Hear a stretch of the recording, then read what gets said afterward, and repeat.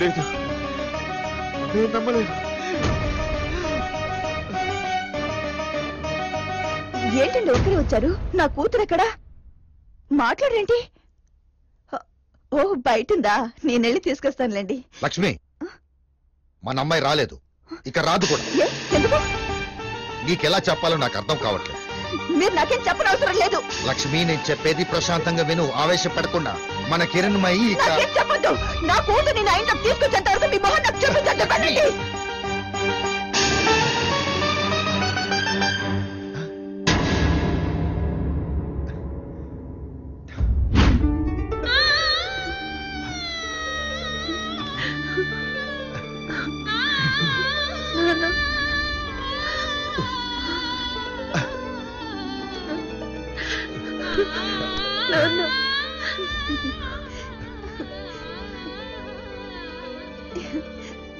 ఇన్ని రోజులు నిజం దాచి మీరు నన్ను ఏడ్పించారు కదా, అందుకే ఇప్పుడు మిమ్మల్ని ఆట పట్టించాలి అనుకున్నాను. నన్ను క్షమించు లక్ష్మి. నా ఆశయం కొరకు మిమ్మల్ని విడదీసి బాధ పెట్టాను. లేదు నాన్న, మీరు నా తండ్రి అయినందుకు నేను గర్వపడుతున్నాను. నాన్న, ఇన్నాళ్ళు మీరు మీ ఆశయం కోసం నన్ను అమ్మని దూరం చేసుకున్నారు. నీ ఆశయం కోసమే ఈ రోజు నేను వెళ్తున్నాను. నాన్న, నన్ను ఆశీర్వదించండి. All the best baby.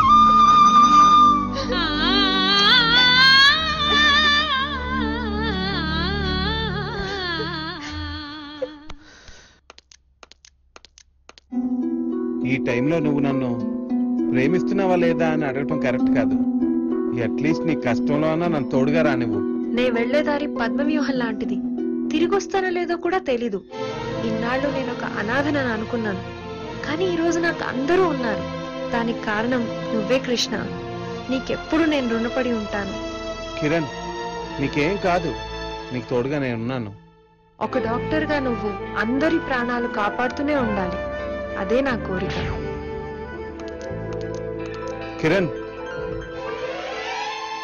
నీ మనసులో నేనున్నానా, లేకపోతే నేను కాపాడానని సింపతి మాత్రమేనా?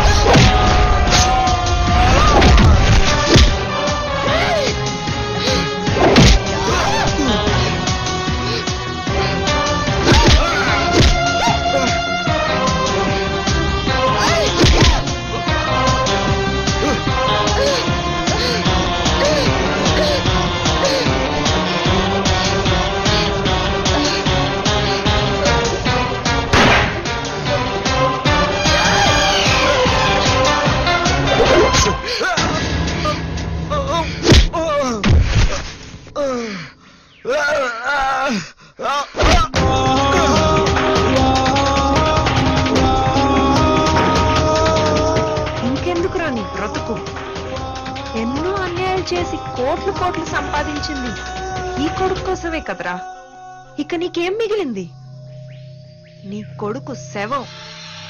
ఛీ, ఇప్పుడు నువ్వొక బ్రతికున్న శవాన్విరా.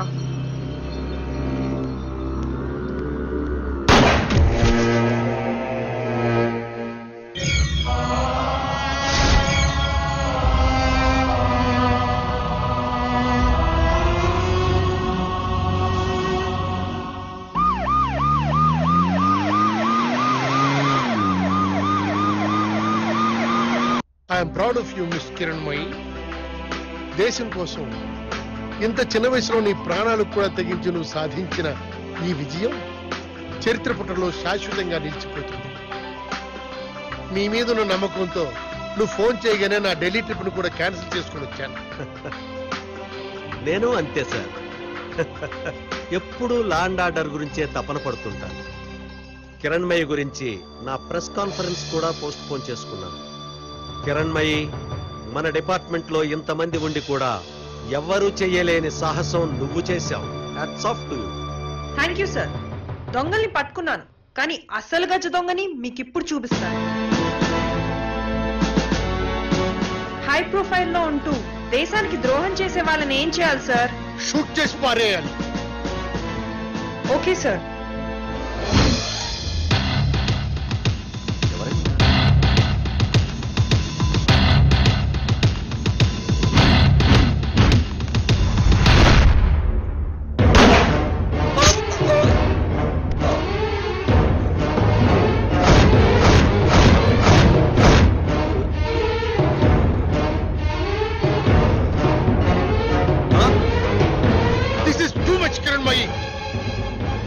ఏ ఆధారాలతో షూట్ చేసావు? చూడండి చూడండి సార్, మన మధ్య ఉంటూ మన రహస్యాలన్నీ లైవ్ లో టెర్రరిస్ట్ కి ఎలా చేరవేస్తున్నాడు.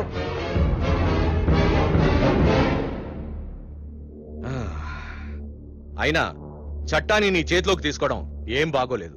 చట్టం, అరెస్ట్ వారెంట్స్, బెయిల్స్ ఇవన్నీ వేస్ట్ సార్. ఒక పోలీస్ ఆఫీసర్ గా ఫైల్ సంపాదించడం తోటి నా బాధ్యత తీరిపోయింది. కానీ వీణ్ణి చంపడం తోటి ఒక సిటిజన్ గా నా భరతమాత రుణాన్ని తీసుకోగలిగాను. జై హింద్.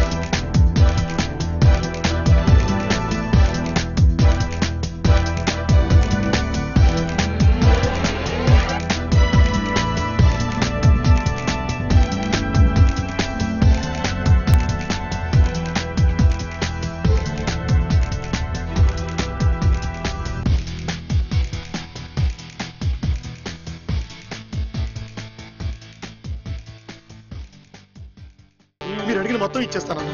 ఇంకో సూట్ కేసు ఇట్లా. సరే అన్నా. రే, మనం చేసే నీతిలేని పనులు దాంట్లో కూడా కక్కుర్తెందుకురా? తప్పు చేసినా నిజాయితీగా చేయాలి. వెళ్ళు.